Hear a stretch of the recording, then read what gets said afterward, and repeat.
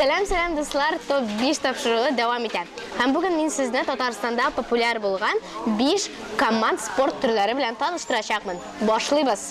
Хоккей такымлы уен төрләренең бер вакыйлы. Уенда ике такым каты түгәрәк тупны яки алпаны көндәш такымның капкасына кәшәкәй ярдәмендә кертергә тиеш. Татарстан командасы Акбарс икәнен беләсездер инде дуслар. Икенче уен футбол. Футбол уенының максаты көндәш такымның капкасына тупны кертергә. Безнең Рубин командасы Европа лигасы УЕФА кубка җиңүчеләре булган. Волейбол. Уен урталай ятма белән билгеләнгән волейбол мәйданчыгында уза. Уенчылар тупны көндәш такымның мәйданчыгына тидерергә тиешләр. Ә менә безнең Зенит командасы 2000 елда барлыкка килгән һәм 10 тапкыр Россия чемпионы кубогына ия булганнар. Баскетбол туп белән команда уены.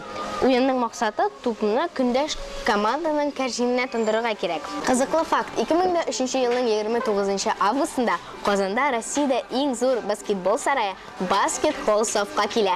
Су полосы. Суда уйнала торган такымлы уен. Уенның максаты көндәш команданың капкасына күбрәк туп кертергә. Казанда су полосы үсешенә республикада беренче 50 метрлы Арксинтез йөзү бассейны төзелеше этәргеч булды. Дуслар, бүгенгә менә шулар иде. Безнең белән калыгыз һәм лайк куярга онытмагыз.